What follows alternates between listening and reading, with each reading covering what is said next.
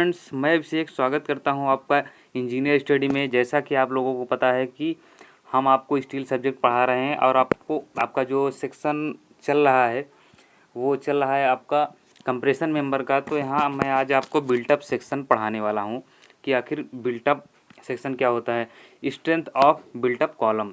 इसके बारे में मैं चर्चा करूँगा यहाँ पर कि जब कॉलम पर अत्यधिक लोड आता है जिससे अकेले आई सेक्शन नहीं सह पाता है तो दो या दो से अधिक चैनल, 4 एंगल सेक्शन इत्यादि की सहायता से उस लोड को सहने के लिए बनाया गए कॉलम को बिल्टअप कॉलम कहते हैं। जैसे इस तरीके से ये देखिए, कुछ इस तरीके से बनाया गया है। इसमें इस तरीके से हम जोड़ के इसे बना देंगे, बिल्टअप कर देंगे। इसमें इस तरीके से हम इसे बिल्टअप कर देंगे। इस तरीके से हम बना देते हैं ताकि जो लोड की बियरिंग कैपेसिटी है वो बढ़ जाए। और इसका कोई बहुत खास पर्पज नहीं है, बाकी चीज़ें हम लोगों ने आगे पढ़ ली हुई है। तो यहाँ पर बिल्टअप सेक्शन इसीलिए बनाया जाता है कि इसके लोड की बेयरिंग कैपेसिटी को बढ़ाना है केवल, बस यही इतना दिमाग में ही रखिए। अगर ऑब्जेक्टिव में भी क्वेश्चन दे तो बिल्टअप सेक्शन का काम क्या है, केवल लोड सहने की क्षमता को ये बढ़ा देता है। उसके बाद यहाँ पर देखिए आई एक्स एक्स यानी moment of inertia, I x x के अबाउट और आई वाई वाई के अबाउट, यानी आई एक्स एक्स की मोमेंट ऑफ इनर्शिया ज़्यादा होगी आई वाई वाई से। यहाँ पर यही चीज़ बताया गया है। ये सब चीज़ आप लोग जानते हैं अच्छी तरीके से, पीडीएफ भी आप लोगों को मिला होगा। तो यहाँ पे नोट सेक्शन में देखिए आई वाई बराबर built up section of moment of inertia.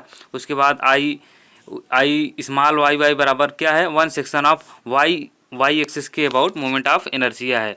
और दो आई सेक्शन या चैनल सेक्शन के बीच की दूरी एस, यानी दो चैनल सेक्शन और आई सेक्शन के बीच की दूरी को एस निम्नलिखित कंडीशन के आधार पर ज्ञात करते हैं। तो कंडीशन क्या है, दो एक्सिस के अबाउट लगभग moment of inertia equal condition की। तो हम जानते हैं 2 इंटू आई एक्स एक्स बराबर क्या होगा, आई वाई वाई, वाई के about moment of inertia plus area.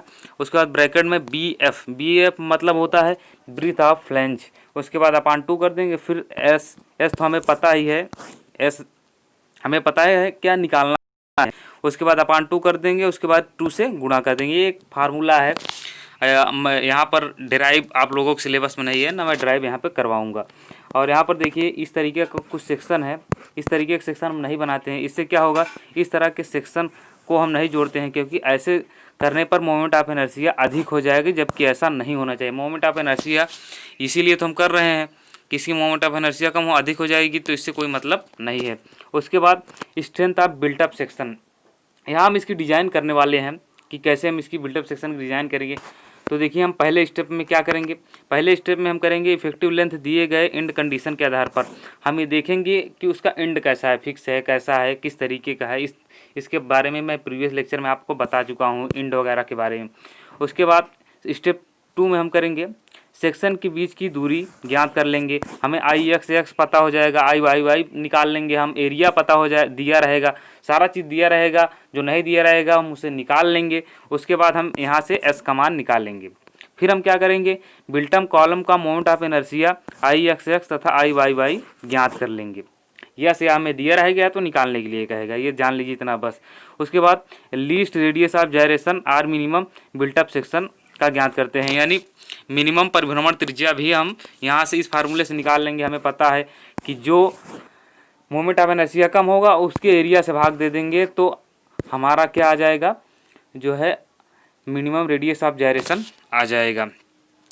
ये यहाँ पे वही बिल्टअप एरिया है, यहाँ पे यही चीज़ दिखाया गया है। स्टेप 5 में क्या करेंगे, हम सिलेंडर रेस रेशियो निकाल लेंगे। उसे निकालने के लिए हमें पता है ये formula, L effective upon R minimum built up section. शायद आप लोग भूल गए होंगे क्योंकि लेक्चर लिए काफ़ी दिन हो गया, तो ये सब देख लीजिए आप लोग। लेमडा बराबर यल इफेक्टिव अपान आर मिनिमम।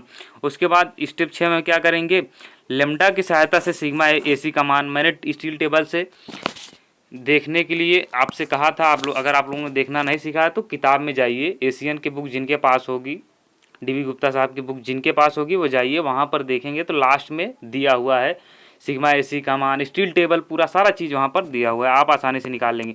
जब हमने सिग्मा एसी का मान निकाल लिया तो हम एरिया से गुणा कर देंगे तो हमारा परमिसिबल स्ट्रेस की वैल्यू आ जाएगी, इसकी स्ट्रेंथ आ जाएगी, स्ट्रेंथ निकाल लेंगे। उसके बाद स्ट्रेंथ की बात यहाँ पर कुछ किया हुआ है थोड़ा सा। स्ट्रेंथ किसी भी स्ट्रक्चर की वह मेंबर है जो एक्सियल लोड वर्टिकल या हॉरिजेंटल बियर करने के लिए बनाया जाता है। उसके बाद स्टड दो प्रकार के होते हैं, एक तो कंटिन्यूअस होते हैं, एक डिसकंटिन्यूअस होते हैं। यहाँ पर ये देखिए फिगर में अच्छी तरीके से समझाया गया है, आप देख सकते हैं। ये डिसकंटिन्यूअस स्ट्रेच है ये वाला, और ये वाला आपका है कंटिन्यूअस स्ट्रेच।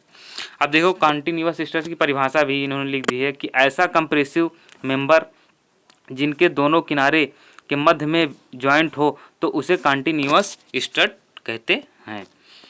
उसके बाद हम आगे बढ़ते हैं, डिसकंटिन्यूअस स्ट्रेच की बात करते हैं। तो ऐसा कंप्रेसिव मेंबर जिनके केवल दो किनारे जॉइंट होते हैं उसे डिसकंटिन्यूअस स्ट्रेच कहा जाता है।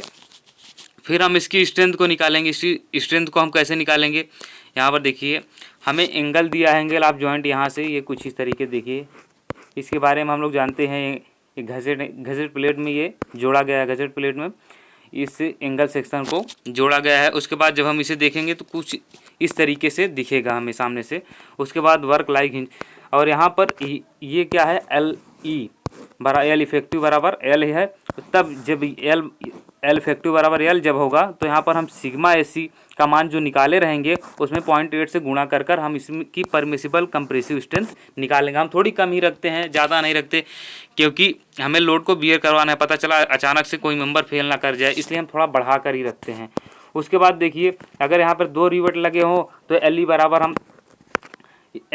0.85 रखेंगे। उसके बाद यहाँ पर हम डायरेक्ट सिग्मा एसी का मान रख देंगे। फिर हम आगे बढ़ते हैं। उसके बाद देखिए अगर कुछ इस तरीके का सेक्शन अगर हमारा होगा, इस तरीके का रिवेट लगा होगा ऐसे, तो हम क्या करेंगे, एल ई बराबर एल रख देंगे। उसके बाद इसका मान 0.8 सिग्मा एसी के बराबर लेते हैं। उसके बाद ये देखिए जब दोनों अलग अलग तरफ लगा हो, इधर लगा हो और इधर लगा हो एंगल सेक्शन, तो इस तरीके से लगा हो तो एल ई बराबर एल होगा। उसके बाद हम इसका मान 0.8 सिग्मा एसी रख के हम इसका मान निकाल लेंगे। उसके बाद नोट में यहाँ पर देखिए कुछ लिखा हुआ है, यदि एल ई बराबर एल होगा अर्थात एक रिवेट लगे हो तो परमिसिबल स्ट्रेस में 0.8 से गुणा कर देते हैं। यदि एल ई बराबर एल अर्थात 2 या 2 से अधिक रिवेट लगे होंगे तो एक्चुअल परमिसिबल स्ट्रेस लेंगे। वही चीज़ जो हमने ऊपर देखी कि अगर एल ई बराबर एल है तो 0.8 सिग्मा एसी रखेंगे, तो उसी चीज़ को यहाँ पर बताया गया है कि आप इसको रखकर इसका मान सिग्मा एसी का मान कैलकुलेट कर सकते हैं। और यहाँ पर आगे देखिए दिए गए इंड कंडीशन के आधार पर इफेक्टिव लेंथ ज्ञात करते हैं, ये हमने उन्हें आगे देखा। उसके बाद स्टील टेबल से आई एक्स एक्स तथा आई वाई वाई की वैल्यू अन्य प्रॉपर्टी को ज्ञात। देखिए हम एक बात आपको बता देना चाहते हैं क्लियरली, आपको स्टील टेबल देखना आना चाहिए, क्योंकि अगर आपको कंप्रेशन मेंबर सीखना है तो आपको स्टील टेबल और आपकी जो फील करने की जो ड्राइंग में कैपेसिटी है, जिसे हम ड्राइंग में फर्स्ट ईयर में पढ़ेंगे, सेकंड ईयर में तो आप फील करके बनाते हैं, तो वो कैपेसिटी आपके अंदर होनी चाहिए। क्योंकि घसेट एंगल को किस तरीके से जोड़ा गया है, कैसे जोड़ा गया है, ये तमाम तरह की चीज़ें अगर हम फील नहीं कर पाएंगे तो हम नहीं कर पाएंगे, हमारे समझ में ये चीज़ें नहीं आएंगी। तो ये चीज़ें फील करने की कैपेसिटी और स्टील टेबल देखना तो कंपलसरी है, ये आना चाहिए आपको, तभी आप कंप्रेशन मेंबर समझ पाएंगे ठीक से। उसके बाद क्या है, आई एक्स एक्स तथा आई वाई जो मिनिमम हो उसकी सहायता से हम आर मिनिमम की वैल्यू निकाल लेंगे, मिनिमम रेडियस ऑफ जायरेशन का मान निकाल लेंगे। फिर आर मिनिमम और इफेक्टिव लेंथ की सहायता से लेमडा का मान वो हमने आपको निकालना बता दिया है, कैसे निकालना है। अगर आपको नहीं पता है तो पिछला लेक्चर देखिए जाके। उसके बाद लेमडा की सहायता से इंटरपोल्यूशन मेथड द्वारा सिग्मा एसी का मान ज्ञात कर लेंगे, जैसा कि पीछे हम लोगों ने देखा कैसे ज्ञात करना है। 0.86 जो हम लोगों ने अभी पीछे देखा ना, तो वही चीज़ यहाँ पर कहा है। उसके बाद यहाँ पर कहा है सिग्मा एसी की सहायता से दिए गए सेक्शन का स्ट्रेंथ ज्ञात कर लेंगे। देखिए यही फार्मूला हम लोग पता है, इसी फार्मूले पर रखेंगे P बराबर, हम लोग पूरा लोड निकाल लेंगे, कोई दिक्कत कोई परेशानी वाली बात नहीं है। उसके बाद कंटिन्यूअस के केस में भी इसके मान उपरोक्त की तरह ही लीजिए, जब कंटिन्यूअस हो तब भी उसका मान कुछ इसी तरीके से लेना है। तो इस वीडियो को शेयर ज़रूर करना मेरे भाई। अगर आपने पिछला लेक्चर नहीं देखा है तो देख लेना, इस लेक्चर को 2-3 बार देखिए, समझ में आ जाएगा। PDF अगर आपके पास नहीं है तो आप सुनील सर के पास या मेरे पास पर्सनली मैसेज कर दीजिए कि आपके पास नहीं है, तो हम इसे अपलोड करवा देंगे टेलीग्राम पे। ओके, थैंक यू इस वीडियो को देखने के लिए। ओके।